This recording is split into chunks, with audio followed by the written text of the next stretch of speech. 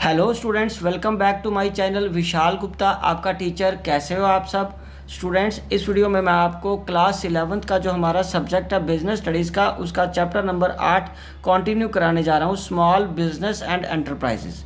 तो इसमें हम बात करेंगे एंटरप्रेन्योरशिप डेवलपमेंट की, जिसको हम शॉर्ट फॉर्म में ईडीपी बोल सकते हैं यहाँ पे। तो एंटरप्रेन्योरशिप क्या होता है? It is beneficial to understand the meaning of three closely resembling words before understanding a detail study of entrepreneurship. मतलब हमें ये तीन अगले जो वर्ड्स मैं समझाने जा रहा हूँ उसका मीनिंग समझना बहुत ज़रूरी है एंटरप्रेन्योरशिप को अंडरस्टैंड करने के लिए। तो पहला वर्ड क्या है? एंटरप्रेन्योर। एंटरप्रेन्योर है, it refers to the person who set up his own business unit, जो अपना बिजनेस यूनिट खुद सेटअप करता है। Entrepreneurship it refers to the process of setting up of one's own business unit. ठीक है, तो entrepreneurship है, इट और रेफर्स टू वो प्रोसेस है जिसमें वो अपने ओन बिजनेस यूनिट को इस्टेब्लिश करता है। ठीक है, तो एंटरप्राइज क्या है? It refers to outcome of the entrepreneurship. और एंटरप्राइज मतलब वो संस्था बन जाती है, वो एक इंस्टीट्यूशन बन जाता है प्रॉफिट मेकिंग, जब वो पूरी तरह तैयार हो जाता है वो बिजनेस यूनिट। सो एंटरप्रेन्योर क्या होता है? वो पर्सन जो अपनी स्किल्स का इस्तेमाल करते हुए बिजनेस लगाता है। एंटरप्रेन्योरशिप उस प्रोसेस को कहते हैं जिस प्रोसेस के थ्रू वो अपना बिजनेस इस्टेब्लिश करता है, और जब वो बिजनेस इस्टेब्लिश हो जाता है तो वो एक एंटरप्राइज बन जाता है। ठीक है बच्चे, तो चलिए आगे बढ़ते हैं। Meaning of entrepreneurship. So meaning of entrepreneurship is an systematic, purposeful and creative activity which in face of risk and uncertainty of a business manages to provide value to the buyers, consideration to the investors and profit to the entrepreneurs.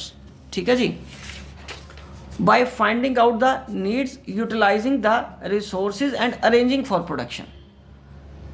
Okay जी, चलिए तो इसका मतलब क्या हो गया, एक बार इसका हम दोबारा मतलब समझ लेते हैं। एंटरप्रेन्योरशिप एक वो सिस्टमेटिक, पर्पसफुल और क्रिएटिव एक्टिविटी है, ठीक है, जिसमें रिस्क भी है और अनसर्टेनिटी भी है, और जिसमें प्रोवाइड की जाती है बायर्स को वैल्यू। ठीक है, जो खरीद रहा है उसको वैल्यू मिल रही है, उसकी कंसिडरेशन किसको मिल रही है? इन्वेस्टर्स को, और एंटरप्रेन्योर को प्रॉफिट इन रिटर्न मिल रहा है।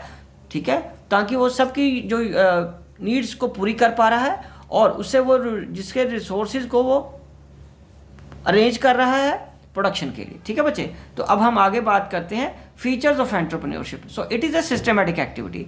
सो entrepreneurship is not a spontaneous activity, it is a systematic activity. One has to take various steps one after other to achieve it.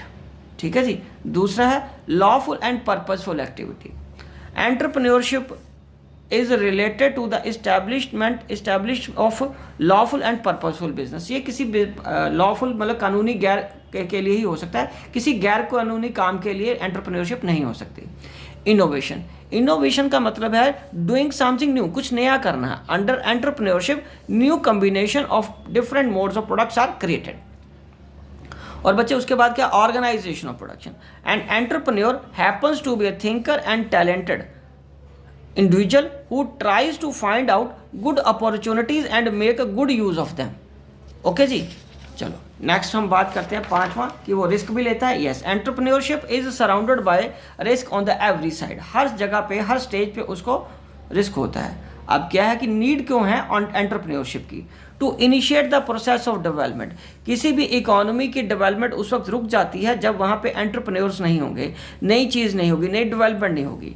To sustain development, जो development आप कर रहे हो उसको maintain करने के लिए, उसको मेंटेन रखने के लिए, बरकरार रखने के लिए भी आपको एंटरप्रेन्योरशिप की जरूरत पड़ती है। और एंटरप्रेन्योर्स एम्प्लॉयमेंट अपॉर्चुनिटीज़ भी क्रिएट करते हैं।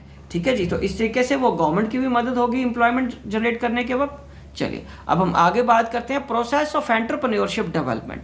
सो entrepreneurship is not born automatically but it is encouraged both by the environment and individual himself. ठीक है जी, there are many factors which are inherently available in the environment and are some way or the other connected with the entrepreneurship. ठीक है जी, similarly an individual have many latent activities which help in the development of the entrepreneurship। ठीक है जी, तो we shall study the factor। वो पहला factor क्या है उसके प्रोसेस में?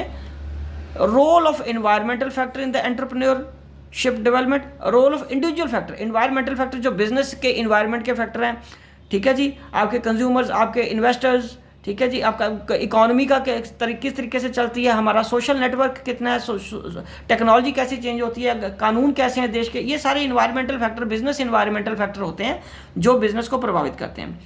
Role of individual factors of entrepreneur development, किसी एक इंडिविजुअल फैक्टर्स के, किसी की उसकी लिमिटेशंस क्या है, उसके पॉजिटिव पॉइंट्स क्या, उस पर भी वो डिपेंड करता है।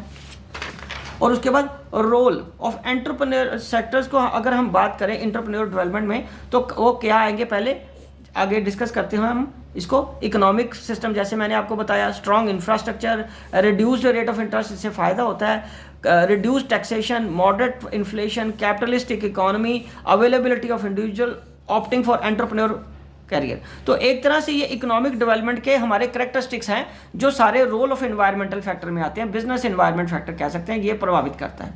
उसके बाद रोल ऑफ इंडिविजुअल फैक्टर्स, उसकी डिटेल में क्या लिखा है, नॉट रेडी एंटरप्रेन्योर्स, एक तो होते हैं कि जो एंटरप्रेन्योर्स बनने के काबिल ही नहीं है, बनना ही नहीं चाहते।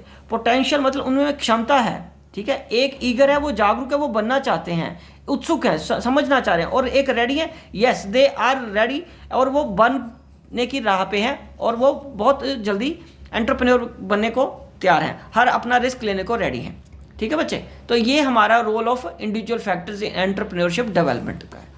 ओके बच्चे, तो चलिए अब हम आगे बात करते हैं startup India scheme. So startup India scheme है, it refers to the government scheme under which financial and other assistance are provided to young entrepreneurs in order to convert the initiative to be taken into a reality. ठीक है जी, तो startup India, it refers to government scheme under which financial and other assistance are provided to young entrepreneurs in order to convert the initiative to be taken by the society। तो ये startup India का ये setup है। उसकी क्या conditions हैं जो भी कंसिडर करनी है स्टार्टअप के लिए। पहला है कि उसकी registration of business should be in any of the following form. किस तरीके से, प्राइवेट लिमिटेड कंपनी भी हो सकती है, वो पार्टनरशिप फॉर्म भी हो सकती है, वो LLP जिसको हम लिमिटेड लाइबिलिटी पार्टनरशिप भी बोलते हैं। मोर देन 7 साल उसको हो चुके होने चाहिए काम करते हुए in case of general unit, और 10 साल से ज़्यादा होने चाहिए अगर बायोटेक्नोलॉजिकल यूनिट है। Shouldn't have passed and after the registration और incorporation of covered units in the India. ठीक है, मतलब उसको 7 साल से ज़्यादा नहीं होने चाहिए और इसको 10 साल से ज़्यादा नहीं हुए होने चाहिए। Okay, more than 7 year general units में और 10 साल से ज़्यादा नहीं होने चाहिए इन केस ऑफ बायोटेक्नोलॉजिकल यूनिट्स को। वो चीज़ें, वो इंस्टीट्यूशंस या वो ऑर्गेनाइजेशंस या वो बिजनेस एंटरप्राइजेस को स्टार्टअप के लिए रजिस्टर्ड किया जा सकता है। ठीक है बच्चे, तीसरा, इन एनी फाइनेंशियल ईयर उनकी जो टर्नओवर जिसको हम सेल बोलते हैं शुडंट एक्सीड ₹100 करोड़। उसके बाद the business unit should have been establish with the aim of developing a new process, thing, service और bringing about an important change in the current process और थिंग और service.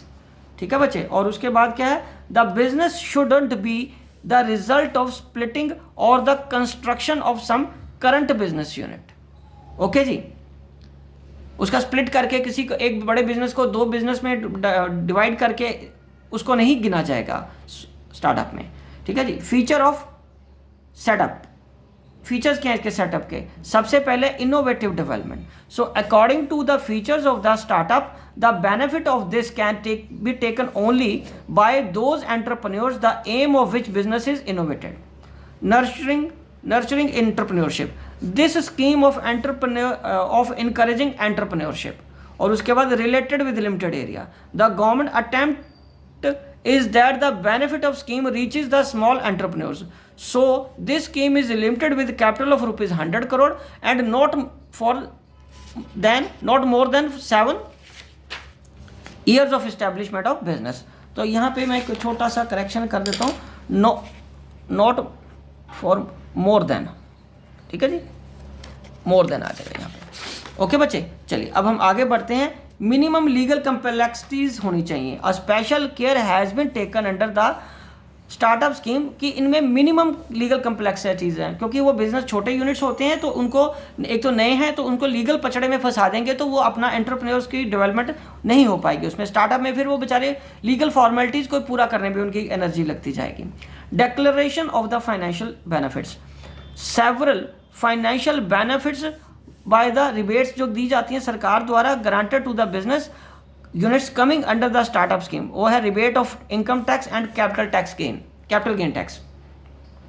उसके बाद है इजी रजिस्ट्रेशन है, to get registration of the business unit done under this scheme it's quite easy, it can be done online itself, ये online भी की जा सकती है। Startup support hub, the Ministry of Human Resource Development and the Department of Science and Technology have jointly decided that they will establish startup support hub in different educational institutions. Government funding, the government is aiming to invest 2500 crore in first 4 years. Not only this but also 1.5 lakh bank branches were directed to provide finance minimum for one entrepreneur, कम से कम एक entrepreneur को वो finance करें ही करें। ठीक है बच्चे, चलिए अब हम आगे बढ़ते हैं। इसका प्रोसेस क्या है रजिस्ट्रेशन का? तो बच्चे जो प्रोसेस है रजिस्ट्रेशन का वो बहुत सिंपल है। इसमें सबसे पहले क्या आएगा, इनकॉर्पोरेशन ऑफ द बिजनेस। दूसरा, go to the startup website पे जाइए, वहाँ पे अपलोड करिए आपके डॉक्यूमेंट्स, और उसके बाद letter of availing tax benefit provide करिए, और उसके बाद सेल्फ सर्टिफाइड कंडीशंस आपको देनी पड़ेंगी, और उसके बाद गेटिंग रिकॉग्निशन नंबर, आपको रिकॉग्निशन नंबर मिल जाएगा। अब आगे वेज टू फंड स्टार्टअप, किस तरीके से फंड्स मिल सकते हैं स्टार्टअप में। पहला है बूटस्ट्रैपिंग में कि इन्वेस्ट हिज पर्सनल सेविंग और from his friends and relatives, वो बंदा या तो अपने पैसे खुद लगाएगा या अपने दोस्तों से या उसके रिलेटिव्स पैसे लगाएंगे। और crowd funding, collected from a large number of people through medium of internet के through large number of person से आप पैसे को कलेक्ट कर सकते हैं। उसके बाद है angel investment, so rich people having interest in the development of the startup project. ठीक है, रिच पीपल भी आपको अगर एंजल बन के आपको सपोर्ट कर रहे हैं आपके प्रोजेक्ट के लिए, तो ये भी एक एंजल फंडिंग कहलाता है। ठीक है जी। उसके बाद है बच्चे venture capital, so under this method of startup fund the venture capital companies क्या करती हैं, investment in risky but with the possibility of being very much profitable business. Risk तो है इसमें, पर उसमें ज़्यादा प्रॉफिट अर्न करने की कैपेबिलिटी है या पॉसिबिलिटी है उस पर्टिकुलर प्रोजेक्ट में। सो incubators or accelerators, the government has kept several financial institutions. These institutions provide financial assistance to startup. Incubators और accelerators, incubators कौन से, help to startup, और accelerator developing के लिए काम करते हैं। Winning contests funds, under this method of startup fund, the competition for the entrepreneurs engaged in startup is organized. In the competition, who gives a better presentation is declared the winner. तो उसमें startup winning contest में आपको जैसे होता है कि 5, 6 या 10, 15 लोगों को बुला के उनको अपनी प्रेजेंटेशन देने को बोला जाता है, और जिसका प्रोजेक्ट उनको अच्छा लगता है उसमें वो इन्वेस्ट करते हैं। Under this method loan can be got from the bank, ये बैंक लोन में तो आपको पता है ऐसे ही होगा। और non banking financial institutions, companies and non banking financial companies कैसे करेंगी, the startup who can not fulfil the loan condition of bank, वो नॉन फाइनेंशियल बैंकिंग कंपनी से पैसा ले सकते हैं उधार। ठीक है बच्चे। और उसके बाद गवर्नमेंट भी उनको ऑफर करती है to give financial help to the startups. Government has arrange 10,000 crore. और उसके बाद क्या बचे, क्विक मनी कैसे, under this method of startup funds the arrangement of fund is made mainly in the following manner, getting payment prior to the sale of the product, sale of the properties and use of credit card करके। इस तरीके से भी आप पैसे को arrange कर सकते हो। तो गाइस इसी के साथ ये टॉपिक यहीं पे कंप्लीट होता है। आई होप कि आपको अच्छे से समझ आ गया होगा। आप इसी तरह मेरे चैनल को सब्सक्राइब करके वीडियोस देखते रहिए और अपना कोर्स कंप्लीट करते रहिए। इस चैप्टर का रिमेनिंग पोर्शन मैं आपको अगली वीडियो में कराऊंगा और मेरे वीडियोज़ को देखना ना भूलें। ओके जी, विशिंग यू गुड लक।